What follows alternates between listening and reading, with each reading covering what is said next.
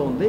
ఇప్పుడు ఇవాళ కమిషనర్ కూడా ఈవినింగ్ 3 గంటలకి ఆయన వస్తున్నారు. ఆ 3 గంటలకు వచ్చినప్పుడు ఆ స్కిల్ డెవలప్మెంట్ ప్రోగ్రామ్ అంటే అది దీర్ఘకాలిక ప్రణాళిక ప్రకారం చూసుకుంటే ఇవాళ సిస్టమ్స్ మారుతున్నాయి. ఒకప్పుడు నెగిటివ్లో మనం తీసేవాళ్ళు, ఇవాళ డిజిటల్లో చేస్తున్నాం. ఇవాళ టెక్నాలజీ మారుతుంది, ఏఐ మారుతుంది. ఆ మారిన పరిస్థితులకు అనుగుణంగా ఒక సాంకేతిక విద్య చేసుకుంటూ ఆ సాంకేతిక విద్యతో ఉన్న వాళ్ళకి ఎంప్లాయ్మెంట్ ఇస్తూ ముందుకెళ్ళాలనే దగ్గర అదొక ధోరణిలో అదొకటి వెళ్తుంది. ఇది కూడా డెఫినెట్గా వాళ్ళు కూడా అర్థం చేసుకుని వాళ్ళు నిజంగానే నిర్మాతలు ఇబ్బందుల్లో ఉన్నారు. నిర్మాత అంటే మన తండ్రి లాంటి వాడు. తండ్రి ఇబ్బందుల్లో ఉంటే మన పిల్లలుగా మనం దాన్ని ఇబ్బందిని మనం చూసుకోవాలి అనే పరిస్థితిలో ముందుకెళ్లాల్సిన పరిస్థితి నుంచి మనం కాదని ఇలా ఏకపక్ష ధోరణిలో వెళ్ళటం కరెక్ట్ కాదని వాళ్ళు మనసు మార్చుకొని మళ్ళీ అందరం కలిపి చేసుకుందాము. ఇవాళ ఇండస్ట్రీ ఇబ్బందుల్లో ఉంది, ఈ ఇబ్బందుల్లో అందరం కూడా పాలు పంచుకుందాం, దీన్ని ముందుకు తీసుకెళ్దామని చెప్పి అందరం అనుకోవాల్సిన బాధ్యత అందరి మీద ఉంది. అలా వస్తే ముందుకెళ్దాం. అంటే డెఫినెట్గా మా అసోసియేషన్ ఎప్పుడు కూడా వాళ్ళు ఏంటంటే తండ్రి నిర్మాతను అనుసరించే మేము ఉంటాం.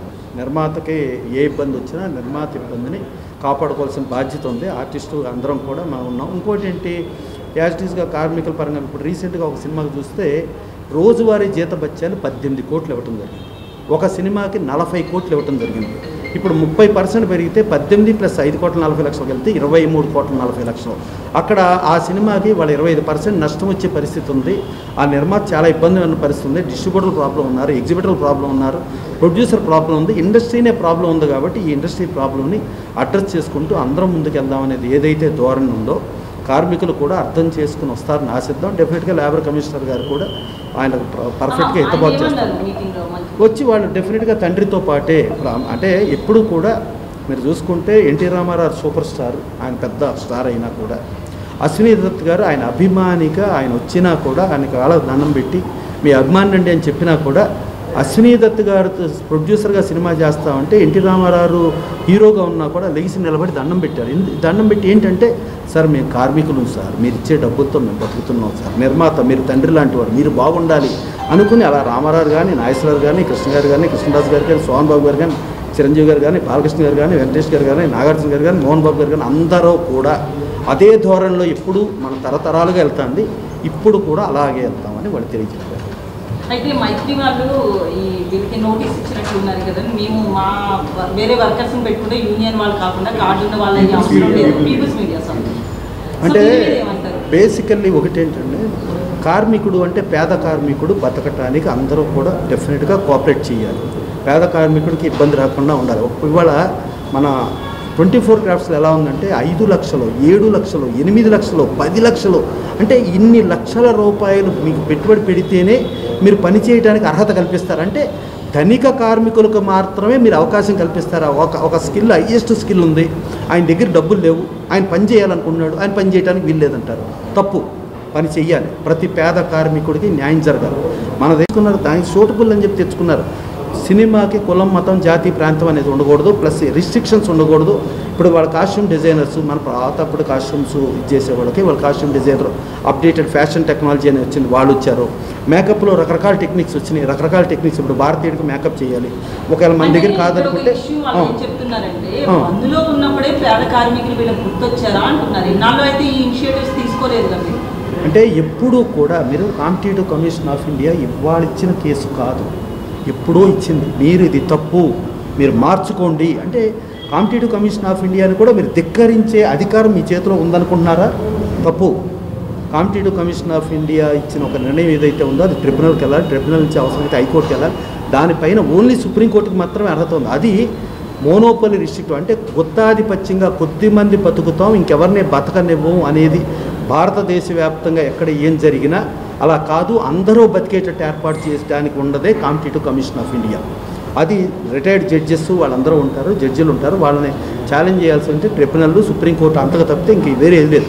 వాళ్ళే తప్పు పట్టే విధంగా మీరు ఉన్నారంటే మీరు మార్చుకోవాలా, మీరు ఇవాళ ఉన్న సిస్టమ్ మార్చుకోవాలి, న్యాయం ప్రకారం వెళ్ళాలా. మేము ఇలాగే అన్యాయంగానే వెళ్తాము, మేము అన్యాయ పద్ధతుల్లోనే వెళ్తాం అనేది తప్పు కాదు, తప్పు. అందుకని మారాలి డెఫినెట్గా అందరం. ఇప్పుడు బేసికల్లీ మిగతా చోట్ల ఎక్కడ ఉన్నా కూడా తెలుగులో మనం కార్మిక సమాఖ్య ఏర్పాటు చేసిన నిర్మాతలు కాబట్టి ఒకళ్ళ బాధలు ఒకళ్ళు అర్థం చేసుకుని ఒక కుటుంబంలో చిన్న చిన్న సమస్యలు నేనే బతకాలి కాకుండా మనందరం బతకాలి అనే దగ్గర అందరం కలిపి ముందుకెళ్లాల్సిన బాధ్యత అందరం. అయితే మళ్ళీ ప్రొడ్యూసర్స్ మీటింగ్ కండక్ట్ చేసే అవకాశం ఉందా? లేబర్ కమిషన్ అందరూ కలిసి ఎప్పుడు కలిసే అవకాశం? డెఫినెట్గా. అంటే ఇప్పుడు బేసికల్లీ ఇప్పుడు ఇలాంటి పరిస్థితి వచ్చి దీన్ని స్తంభింపజేయాలనే ఉద్దేశం ఎవరి పక్షాన ఉంటుందని నేను అనుకోను. డెఫినెట్గా సమస్యలు అంటే కేవలం ఆ సమస్యలే మీరు అర్థం చేసుకోండి, మమ్మల్ని మీరు అర్థం చేసుకోండి. మేము ఒక బెంచ్ కారు కొనుక్కుందాం అనుకున్నాను, నేను బెంచ్ కారు కొనుక్కునేటట్టుగా నాకు కల్పించండి అని మేము కార్మికుడు అనే పేరుతో బెంచ్ కారు కొనుక్కుంటానికి కల్పించండి. బెంచ్ కారు కాదమ్మా, మనం తిరగాలనంటే ఒక మారుతి 800 లేకపోతే లోవా కార్లో కూడా మనం తిరగచ్చమ్మా. మనం తిరుగుతూ అందరూ ఎలా ఉన్నారో బతకాలి, బతికించాలి అనే మోటివ్లోనే ఉండాలి. మాట్లాడుతున్న మాటల్లో ఫిలిం ఛాంబర్ టోటల్గా నిర్మాతల వైపే తిరిగినట్లుగా అనిపిస్తుంది. నిన్న మీ దామోదర్ గారు మాట్లాడినా ఎవరు మాట్లాడినా లేదా ఫిలిం ఛాంబర్ అనేది అందరిదే కదా, మీరు ఎందుకు కార్మికుల వైపు? తప్పమ్మా. మీరు బేసికలీ ఒకటి గుర్తుంచుకోండి, కార్మిక సమాఖ్య నిర్మాతలు పెట్టిన కార్మిక సమాఖ్య, ఇది మా కార్మిక సమాఖ్య. కార్మిక సమాఖ్య వేరు, నిర్మాతలు వేరు అంటున్నారు. నిర్మాతలు అతి దారుణమైన పరిస్థితిలో ప్రతి వారం 10 సినిమాలు వస్తే 10 సినిమాలు సర్వనాశనం అయిపోయిన పరిస్థితిలో ఉంది. ఇవాళ ప్రపంచమే ఒక్కొక్క చోట 20 లక్షల కార్మికులను తీసేసాం, లేకపోతే ఇంకో చోట తీసాం. ఇవాళ ప్రపంచంలో ప్రతి దేశంలో నుంచి మీరు హిస్టరీ తీయండి. ఇవాళ టీసీఎస్ ఏది టాటా కన్సల్టెన్సీ సర్వీసెస్ ఎంతమందిని ఉద్యోగాలు తీసేస్తున్నాయి. ఏమిటి ఇవాళ బీటెక్ చదువుకొని హైయెస్ట్ ఎంటెక్ చదువుకున్న ఉద్యోగికి కూడా 30,000, 6,000, 60,000 రేంజ్లో ఉంటే మాకు 1,50,000 రూపాయలు వచ్చినా కూడా మాకు చాలటం లేదండి. మీరు ఇంకో 30% పెంచండి అంటే ఏంటమ్మా ఇది? అన్యాయం కదా. నేను డ్రైవరే కాదమ్మా, కాదా, నాట్ ఓన్లీ డ్రైవర్. అయితే వాళ్ళకి 360 డేస్ వర్క్ ఉండదు కదండి. ఒక సాఫ్ట్వేర్ ఎంప్లాయ్కి ప్రతి నెల 30 వస్తుంది, ఆ 30లో వాడు ఖర్చు పెట్టుకుంటాడు. ఇక్కడ 6 నెలలు ఉంటే 6 నెలలు పని ఉండదు కదా అమ్మా. సాఫ్ట్వేర్ ఎంప్లాయీని నేను రీసెంట్గా మార్నింగ్ 10 o'clock ఉద్యోగంకి వెళ్తే మిమ్మల్ని ఇప్పుడు ఉద్యోగం నుంచి తొలగించబడింది అంటే వెళ్ళిపోయడం లేదు. మీకు ఇదివరకు వెళ్ళాలి ఏదైనా ఉంటే ఎన్ఆర్ఐలు అంటే అమెరికాలో ఉద్యోగం చేస్తారా, నెలకు 15 లక్షలు 25 లక్షలు సంపాదించే వాళ్ళని కూడా ఇవాళ మనకు ఆ వెళ్ళాలకి బ్యాంకులు లోన్ ఇచ్చే పొజిషన్ లేదు. ఎందుకు లేదు? నీ ఉద్యోగం ఇవాళ ఉంటుందా ఊడిపోతుందా కూడా తెలియని పరిస్థితిలో ఇబ్బందికరమైన పరిస్థితిలో ఉన్నారు ఎంప్లాయీస్. కానీ ఇక్కడ మన దగ్గర మీరు కావాలంటే ప్రతి నిర్మాత తీసే ఒక్కొక్క సినిమాకి కార్మికులకి ఏది దినసరి వేతనాల కింద ఎంతెంత ఇచ్చాం, ఎలా ఇచ్చాం, ఏమిటి రికార్డ్ సబ్మిట్ చేయమంటే సబ్మిట్ చేస్తాం. ఏ కార్మికుడు 90% ఈఎస్ఐ పరిధిలోకి రారు. ఈఎస్ఐ కంటే ఎక్కువ వేతనాలే వాళ్ళకు ఉండయి. మళ్ళీ ఇది కాకుండా మీరు as it is labour commissioner దగ్గరికి వెళితే labour commissioner minimum basic wages నుంచి 8 hours వేజెస్, 8 hours వేజెస్ నుంచి 4 hours ఎక్స్ట్రా కలిపితే ఎంత డబ్బులు ఉంది అనేది ఒకసారి లెక్క చూడండి.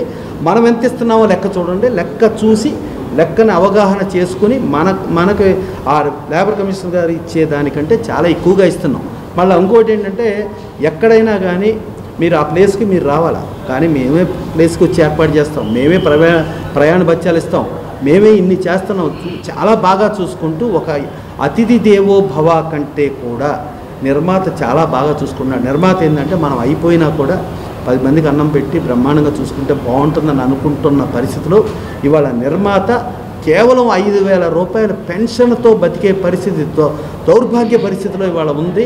ఇవాళ చెప్పాలంటే మీకు ఝాన్సీ గారిదే చెప్తా ఎగ్జాంపుల్. ఝాన్సీ గారు ఆవిడ ఒక మురళీమోహన్ గారి కంటే 10 సంవత్సరాల ముందు సీనియర్ ఆర్టిస్టు.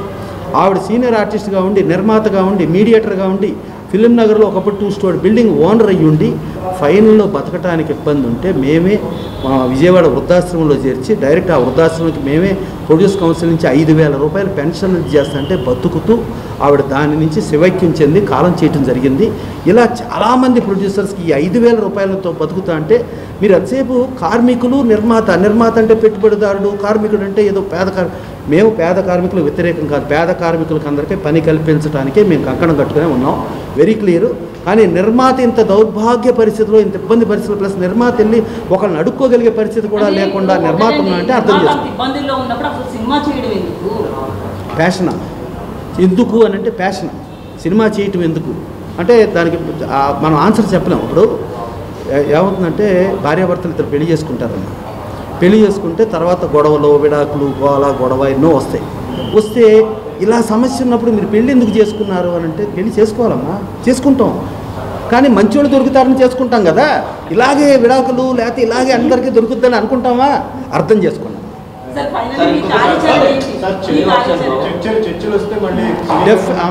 ఒకటే, ఎప్పటికైనా అందరం కుటుంబమే.